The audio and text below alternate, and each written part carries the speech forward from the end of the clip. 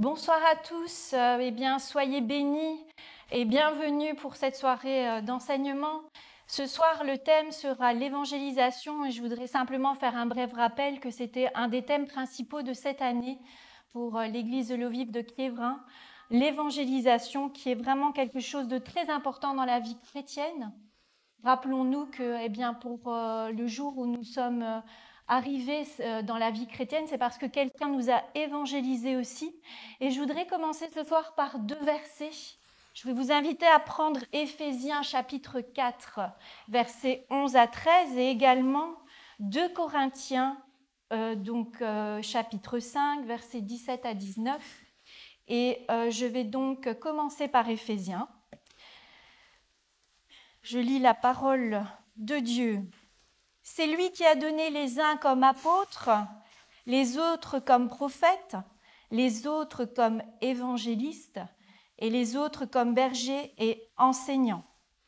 Il l'a fait pour former les saints aux tâches du service en vue de l'édification du corps de Christ, jusqu'à ce que nous parvenions tous à l'unité de la foi et de la connaissance du Fils de Dieu, à la maturité de l'adulte et à la mesure de la stature parfaite de Christ. 2 Corinthiens, chapitre 5, versets 17 à 19.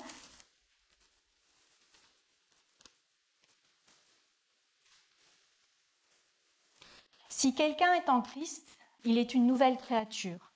Les choses anciennes sont passées, voici toutes choses sont devenues nouvelles, et tout cela vient de Dieu, qui nous a réconciliés avec lui par Jésus-Christ et qui nous a donné le ministère de la réconciliation.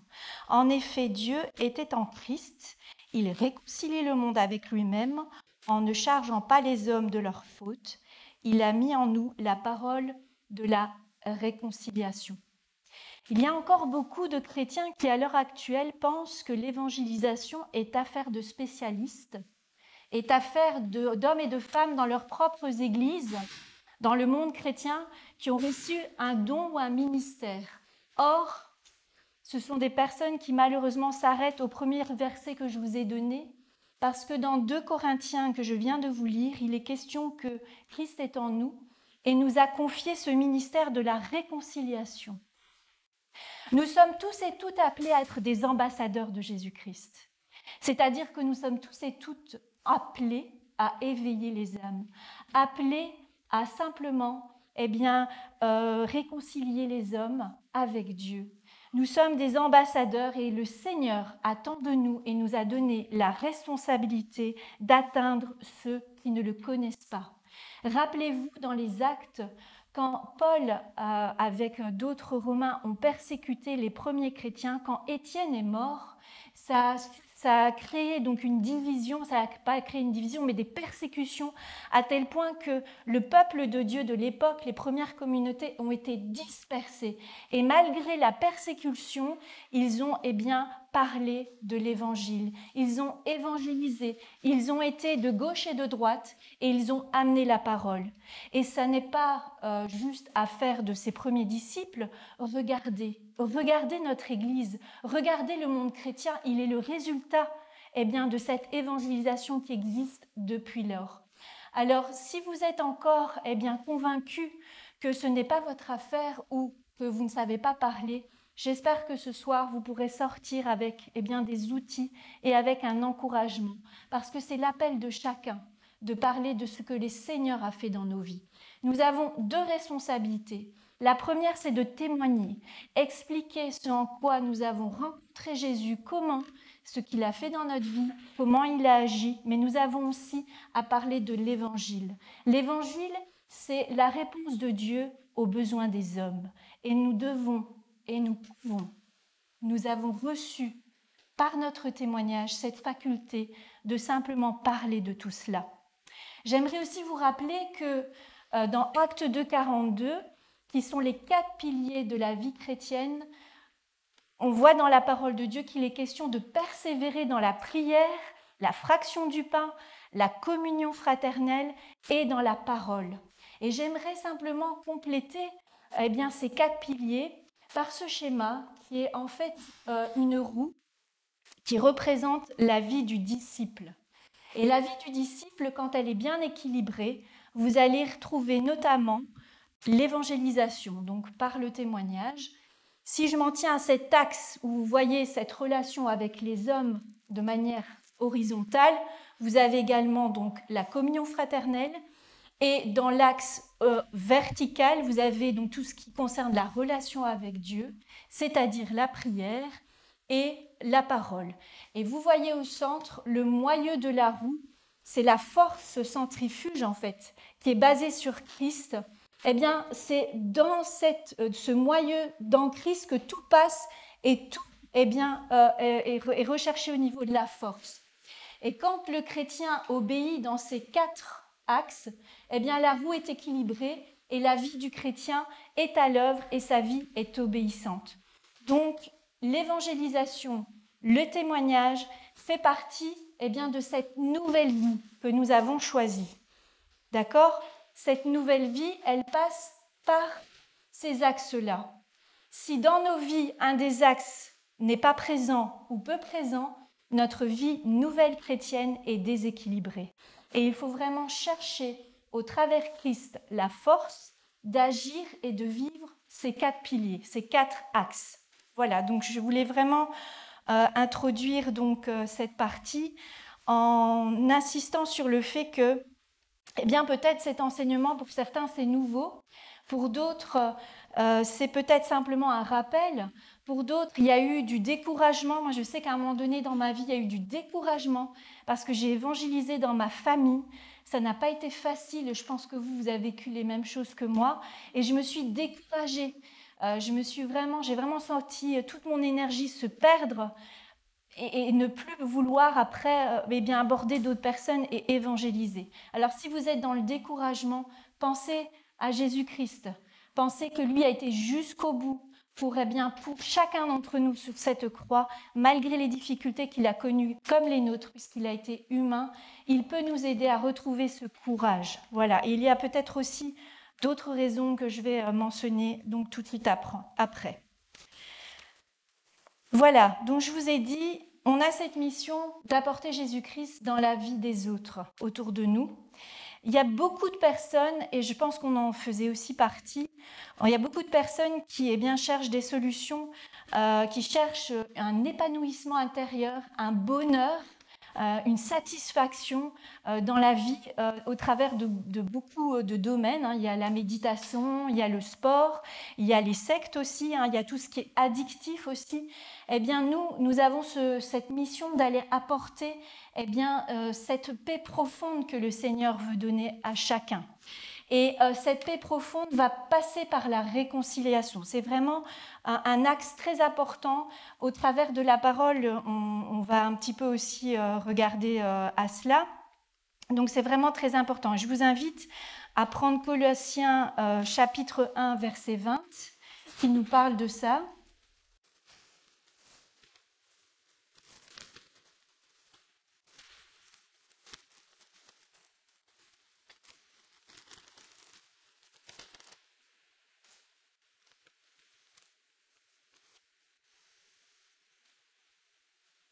Il a voulu par Christ tout réconcilier avec lui-même, aussi bien ce qui est sur la terre que ce qui est dans le ciel, en faisant la paix à travers lui, par son sang versé sur la croix.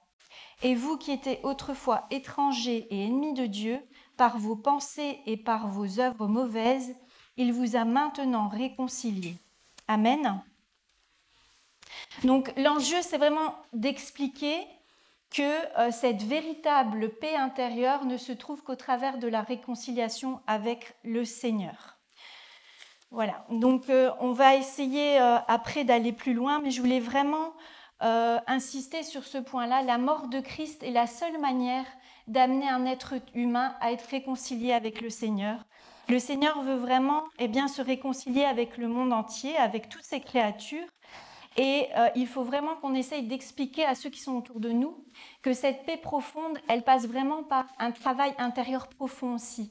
C'est vraiment un travail où on admet et on confesse nos problèmes personnels, on arrête de rejeter la faute sur quelqu'un d'autre ou sur Dieu même. Et celui qui vraiment regrette ses péchés, regrette sa vie qu'il a choisie sans Dieu, si vraiment il regrette et qu'il ouvre son cœur au Seigneur, le Seigneur va se laisser chercher. Le Seigneur, c'est un peu comme si il était à la porte d'un cœur, mais à ce cœur, du côté du Seigneur, il n'y a pas de poignée pour ouvrir. La poignée, elle se trouve du côté de la personne. Et en fait, le Seigneur est là. Il a déjà tout fait, il a déjà tout accompli pour chacun d'entre nous. Et quand on passe par cette repentance sincère, eh bien, on va ouvrir la porte de notre cœur et on va dire au Seigneur, je regrette sincèrement ce que je suis, ce que j'ai fait. Sincèrement, ce que j'ai choisi dans ma vie sans toi, je le regrette, Seigneur, et je veux changer complètement. Je veux changer ma vie, je veux changer ce que je suis pour toi. Et cet engagement va vraiment amener un feu qui va permettre de pouvoir parler aux autres. Et peut-être ce soir, vous demandez si ce feu est là ou est peut-être encore là. S'il n'est peut-être pas là, c'est que sincèrement, vous n'êtes pas passé par cette véritable repentance. Et s'il n'est plus là, c'est simplement qu'il faut que vous priez pour que le feu du Saint-Esprit revienne, pour que ce feu du premier amour revienne, pour que vous puissiez annoncer la parole. J'insiste aussi que l'Évangile n'est pas adapté aux besoins de celui ou celle qui est devant vous. Vous allez commettre une grave erreur. Ça va être une conversion qui va peut-être être simplement superficielle. Vous n'allez pas amener quelqu'un à rentrer dans le disciplinat parce qu'il n'aura pas vraiment passé par cette véritable repentance. Il n'aura pas compris le message de l'Évangile tel que le Seigneur souhaite que vous le donnez. Ce qui va se passer, c'est que c'est simplement des personnes qui vont passer par cette nouvelle naissance et qui vont simplement entendre le message de l'Évangile, mais ils ne vont pas chercher à le vivre et à le mettre en pratique. Donc faisons attention, n'édulcorons pas le message du Seigneur, c'est vraiment important et c'est déterminant pour la suite. Pour aller plus loin, on va aborder la partie plus pratique de la formation. Donc cette partie pratique, alors je vais l'axer sur des explications mais aussi sur des versets bibliques. Ça va un petit peu permettre à chacun, là où vous en êtes dans votre vie chrétienne, de vous situer. Soit, vous pouvez utiliser des versets bibliques et je vais vous les donner pour vous aider à garder une trame. Ou simplement dans cette trame, je vais vous donner aussi des petites explications pour pouvoir évangéliser. Donc cette formation va vous permettre d'engager la conversation, va vous permettre de présenter l'évangile, va vous permettre d'amener à la personne à prendre une décision, mais aussi à faire l'accompagnement de ses premiers pas et faire le suivi. Toutes ces parties-là, c'est l'évangélisation qui va porter du fruit, où vous allez voir des âmes. Si les âmes accrochent effectivement au message, vous allez voir du fruit dans vos évangélisations. Amen. Voilà. Donc, le contexte, ça s'adresse plutôt à des personnes qui sont intéressées par l'évangile, des personnes qui sont ce cœur ouvert à entendre et écouter ce que vous avez à leur dire. Ça peut être des personnes que vous évangélisez au coup par coup, à votre travail, dans vos amis, dans votre famille. Ça peut être aussi des personnes qui rentrent ici à l'église, que vous abordez. Ce qui n'est pas toujours évident, et ça je le reconnais pour moi-même aussi, c'est d'engager la conversation. Alors, vraiment, je vous encourage parce que il y a des situations effectivement qui sont difficiles au niveau des évangélisations, des cas pratiques peut-être que vous avez eus.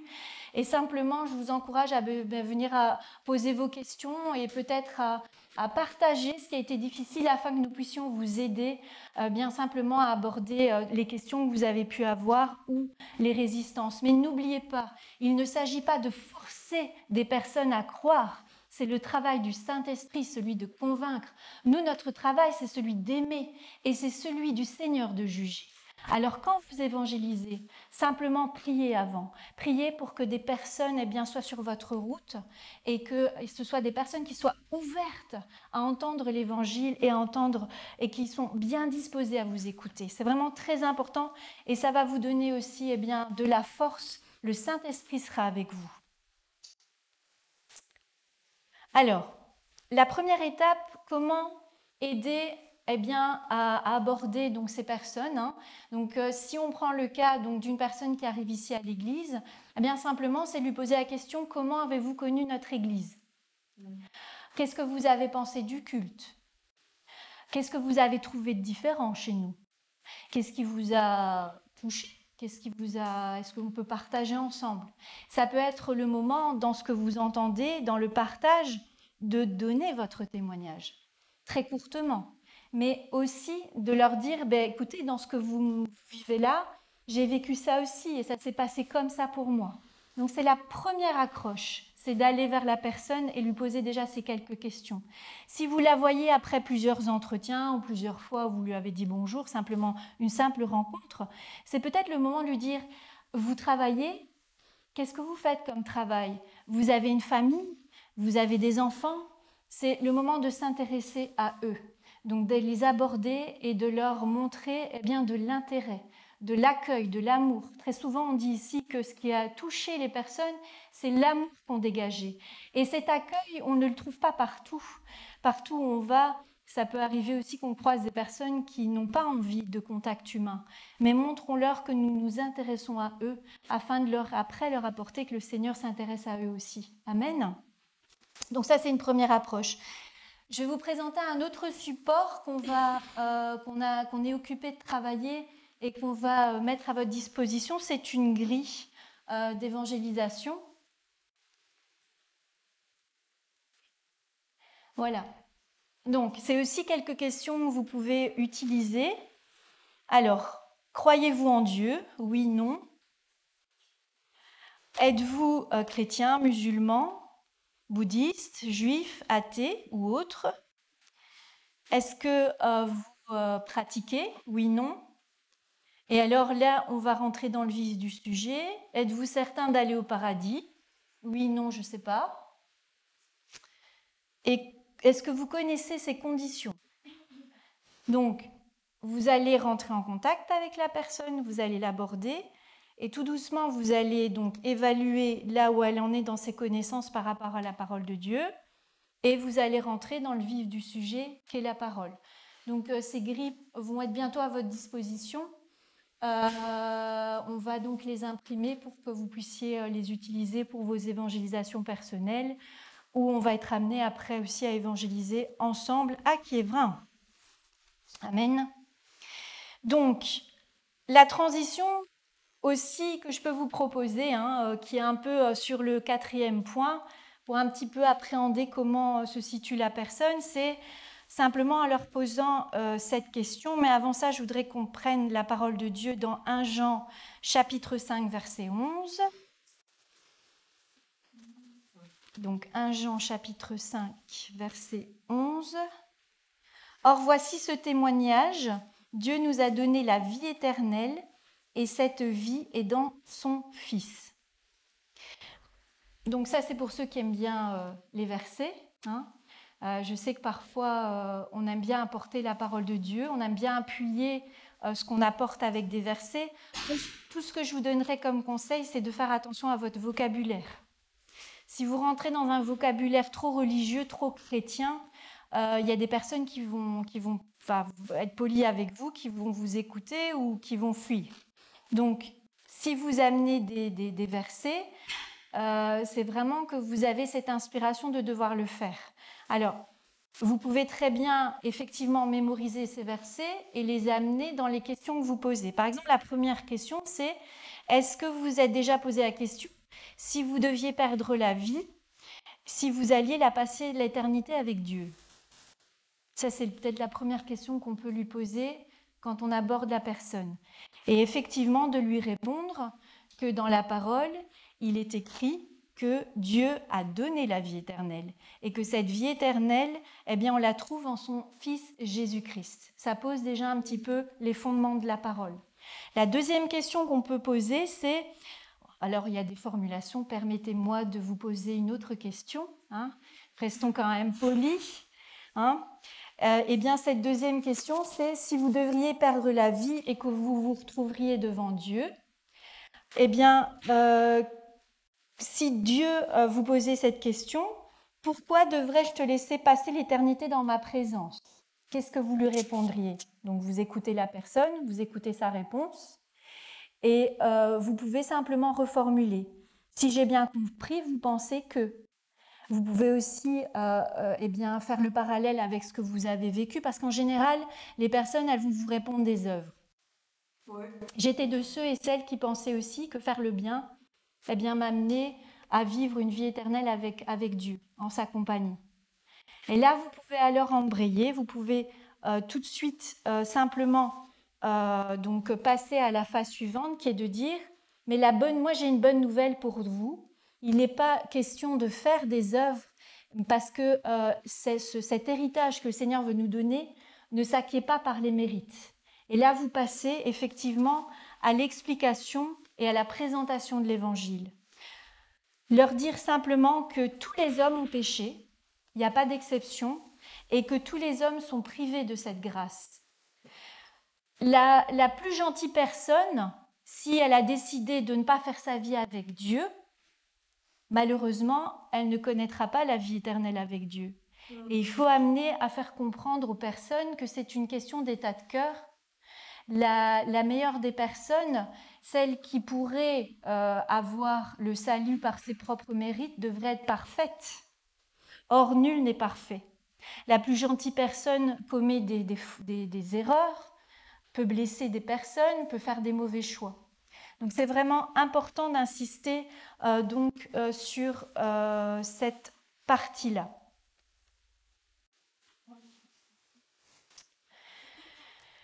Alors, la Bible nous dit effectivement que tous ont péché et que parce que tous ont péché, ils sont séparés.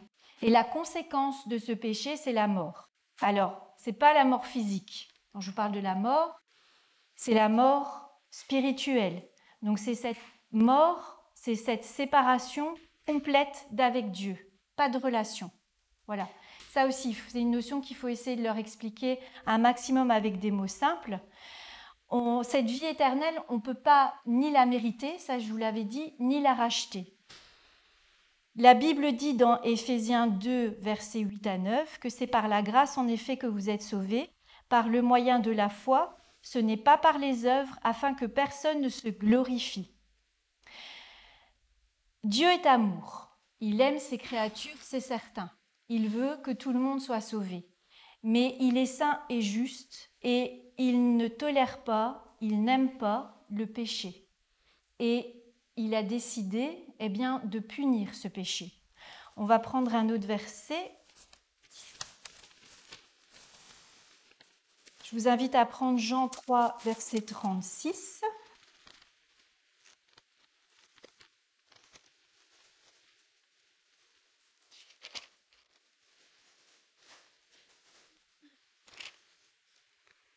Celui qui croit au Fils a la vie éternelle.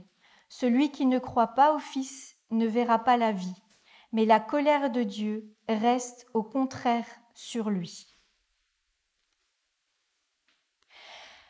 Dieu ne peut pas accepter le péché et il va le punir.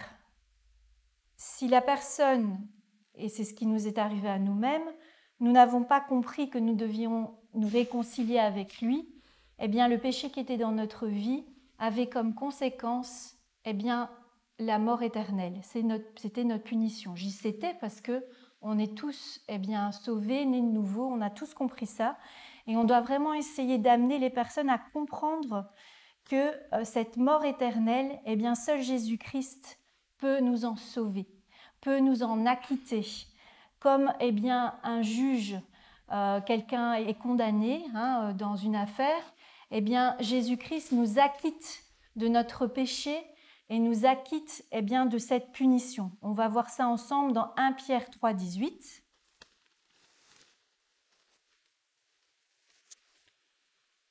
Christ aussi a souffert, et ce, une fois pour toutes, pour les péchés. Lui, le juste, il a souffert pour des injustes, afin de vous conduire à Dieu. Il a souffert une mort humaine, mais il a été rendu à la vie par l'Esprit.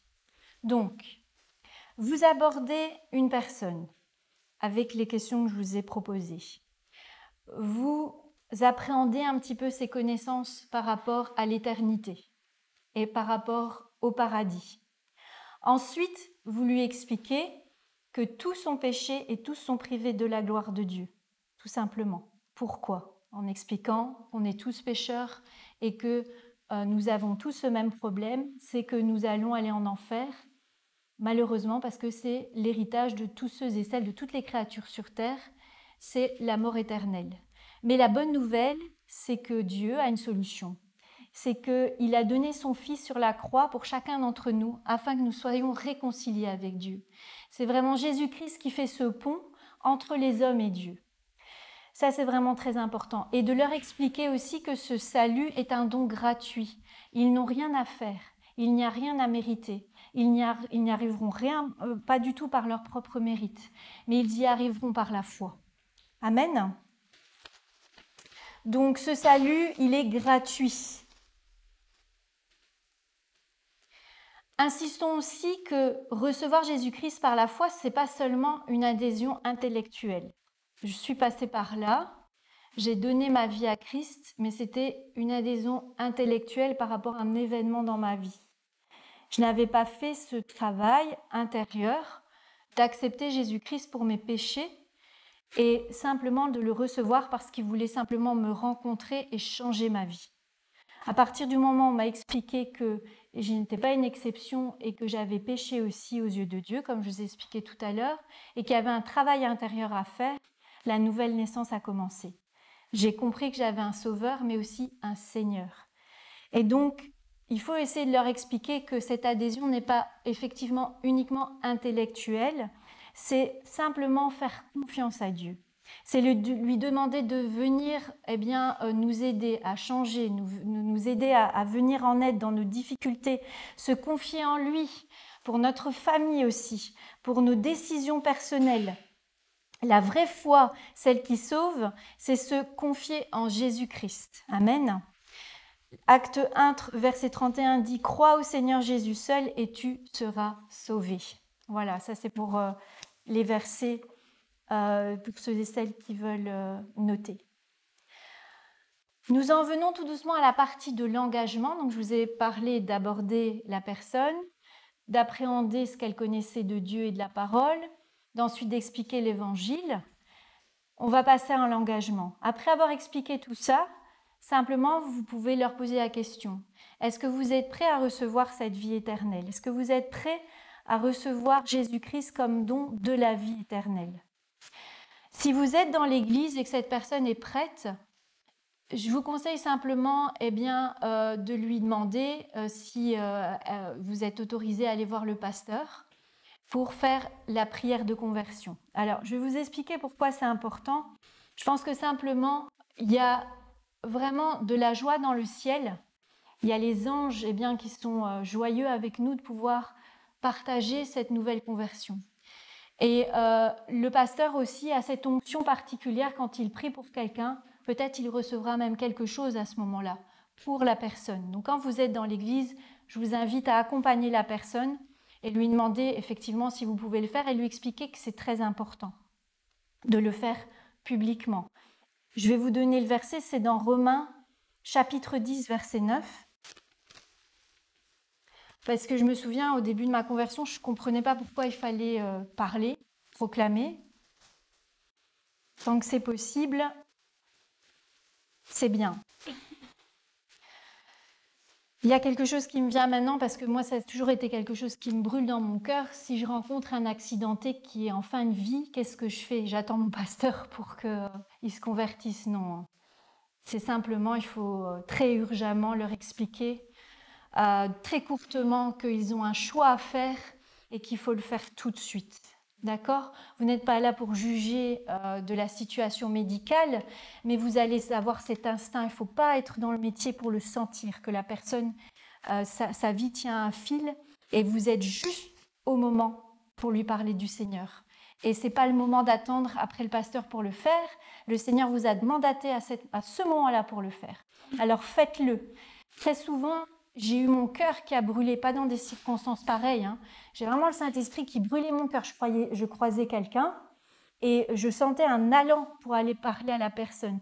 Je vous assure, j'ai vécu des moments où je suis passée à côté de la personne, une frustration.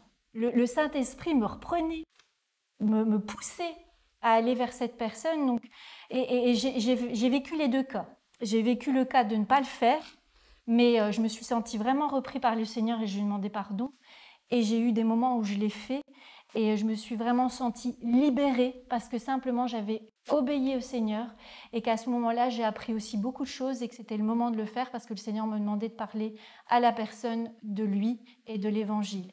Et je sais que certains d'entre vous ont déjà vécu ce genre de choses. Soyons vraiment vigilants, on doit tout le temps être prêts, c'est vraiment très important. D'accord? Mais quand vous êtes à l'église, accompagnez la personne, et donc on va lire ensemble Romains 10, verset 9. Si tu reconnais publiquement de ta bouche que Jésus est le Seigneur, et si tu crois dans ton cœur que Dieu l'a ressuscité, tu seras sauvé. J'ai déjà eu quelqu'un qui m'a dit, je ne vois pas pourquoi je dois prier comme ça tout haut. Et je lui ai expliqué, devant la parole de Dieu, il n'y a pas de discussion. Si tu as l'occasion de le dire tout haut, eh bien, fais-le. C'est vraiment très important de le confesser devant tout le monde. Donc ça, c'est une des premières étapes. Si vous êtes seul, eh bien, priez avec la personne. Dites-lui les mots qu'elle doit répéter. Dans ces mots, simplement, vous l'invitez à demander pardon pour ses péchés, à simplement lui dire que, à nouveau, cette personne a besoin de faire confiance en Dieu, qu'il l'accepte comme sauveur personnel, qu'il accepte qu'il est mort pour ses propres péchés et demander, donc vous faites répéter ces mots, que Jésus eh bien, simplement vienne l'aider à changer et à se détourner de ses péchés. Reconnaître aussi que cette personne n'a aucun mérite et bien sûr de remercier. Une fois que la personne a répété votre prière, quand vous êtes seul avec elle et qu'elle veut s'engager et qu'elle veut aller plus loin, recevoir le don de la vie éternelle, c'est important aussi de prier, de demander au Saint-Esprit que cette personne reçoive la conviction de péché, la conviction qu'elle est réconciliée avec le Seigneur, mais aussi qu'elle ait reçu cette conviction qu'elle n'est plus condamnée. Et je voudrais revenir sur quelque chose que j'ai passé qui est très important, c'est l'assurance du salut. Si effectivement on n'est pas passé par ce travail profond du cœur de réconciliation avec le Seigneur, on n'aura pas l'assurance de son salut. Vous allez rencontrer des enfants de Dieu qui sont dans une profonde angoisse parce qu'ils n'ont pas l'assurance de leur propre salut. Simplement, ouvrez les yeux et les oreilles et priez avec eux pour qu'ils reçoivent cette véritable repentance. C'est parce qu'ils ne sont pas passés par cette véritable repentance, ils n'ont pas compris. Ou simplement, ils n'ont pas eu quelqu'un sur leur chemin pour leur expliquer ces choses. Et vous avez compris, vous avez discerné, eh bien simplement expliquez-leur qu'il faut repasser par cette véritable repentance. Aucun chrétien ne peut progresser dans sa vie chrétienne s'il n'a pas l'assurance de son salut. Et ceci, on peut le lire dans Jean, chapitre 5, verset 24.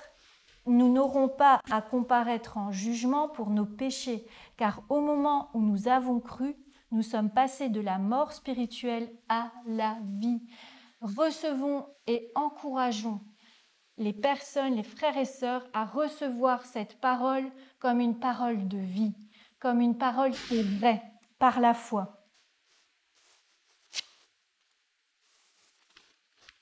Voilà, donc vous avez accompagné la personne à s'engager, mais le plus important, ce n'est pas fini.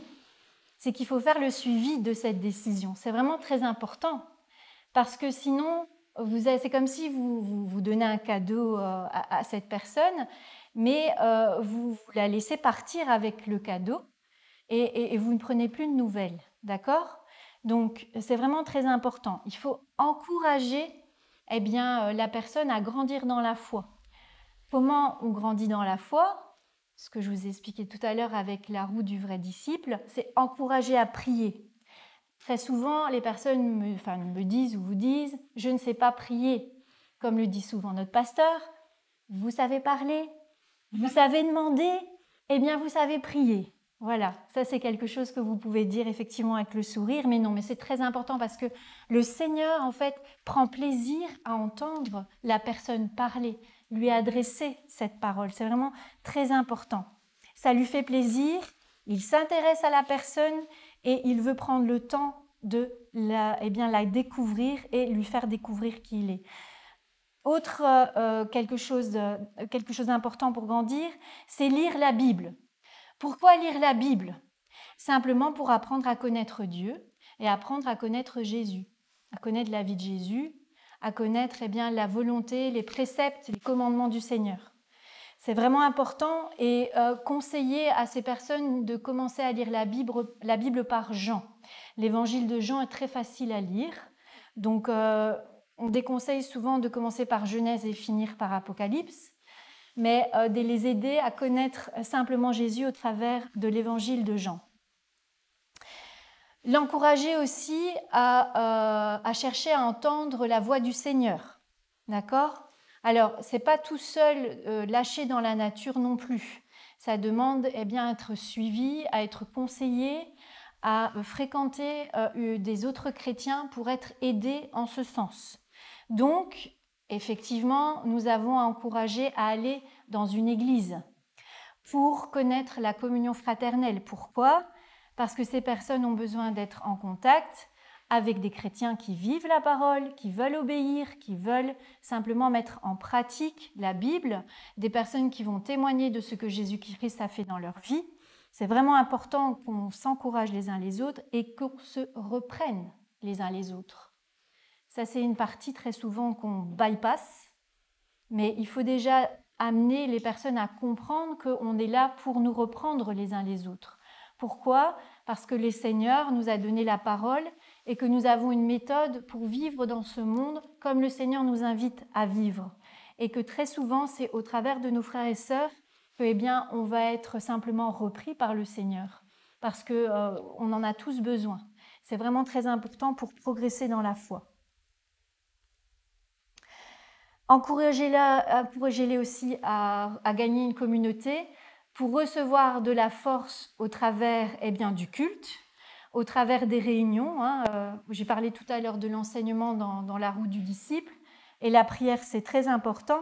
En fait, quand on dit qu'on a changé de vie, ce n'est pas uniquement changer d'état d'esprit, ce n'est pas uniquement changer d'objectif de vie, puisque nos objectifs de vie sont plus centrés sur les nôtres, mais sur ceux du Seigneur. Ce n'est pas uniquement changer notre état de cœur, mais c'est aussi changer de vie, c'est changer d'habitude. Et cette vie, je rappelle, elle est basée sur quoi ? La prière, la parole de Dieu, la communion fraternelle et la fraction du pain. Et elle se complète par ce que je vous ai montré tout à l'heure, c'est vraiment très important. Si vous ne vivez pas cette nouvelle vie, votre vie chrétienne, ma vie chrétienne est déséquilibrée. Et si on ne la vit pas avec Christ au centre, qui est alors au centre ? Posons-nous la bonne question, c'est vraiment très important. Une fois qu'on a fait ce suivi de cette décision, c'est le moment de donner une petite carte. Et nous sommes occupés effectivement de travailler sur une carte de visite que vous pourrez leur donner. Ou simplement, si vous connaissez ces personnes de manière plus personnelle, c'est peut-être le moment d'échanger un téléphone ou en tout cas des coordonnées. Voilà. Donc ça, c'est pour le suivi de la décision. Pour conclure, je dirais simplement que nous sommes tous appelés à éveiller, c'est vraiment très important. Nous sommes des ambassadeurs et des ambassadrices de la parole de Dieu. C'est pas simple. Quand Jésus a dit « Nul n'est prophète dans son propre pays », ça veut simplement dire que là où c'est le plus difficile, c'est au sein de nos familles. C'est pas évident. Donc ça, vous pouvez trouver cette parole dans Luc 4, verset 24. Mais parce que simplement, on n'est pas toujours bien accueillis. Les personnes ne sont pas toujours favorables non plus à nous écouter.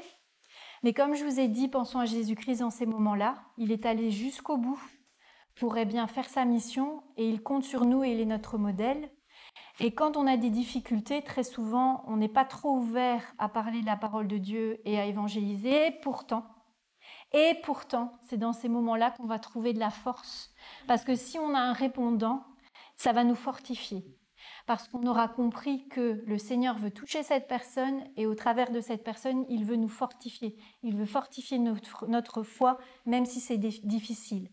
Donc ce soir, je vous ai expliqué pourquoi c'était important de témoigner aussi, Je vous ai donné une trame pour aborder les personnes, pour leur expliquer la parole, pour les aider à prendre cet engagement et à en faire le suivi. Je vous ai dit aussi, c'est très important, faites attention à votre vocabulaire. Parfois, on a des façons de parler qui font fuir les personnes qui ne connaissent pas le Seigneur. Restons simples. On peut très bien aussi apporter, en plus de notre témoignage, d'autres versets. Il y en a d'autres, ça c'est une des trames, mais c'est une trame sur laquelle vous pourrez vous poser et vous sentirez que vous ne partez pas dans tous les sens. Parce que quand on part dans tous les sens, on devient confus et la personne devant nous, elle se demande ce qu'on raconte parce qu'elle sent bien qu'on a perdu le fil de ce qu'on veut expliquer. Donc vous avez là une trame. N'oubliez pas que que Dieu veut que tous les hommes soient sauvés, mais tous ne sont pas sauvables, malheureusement, c'est la réalité, mais il faut en être conscient. Et n'oublions pas aussi que l'homme a été créé avec son libre arbitre. Dieu aime tous les hommes et il a laissé la liberté à chaque homme de l'aimer. Alors, simplement, ayons ce courage, cette foi, cette envie de partager l'Évangile. J'espère que, au décours de cette formation, de cet enseignement, vous vous sentirez mieux équipés pour mieux servir. Et je vous remercie de votre attention.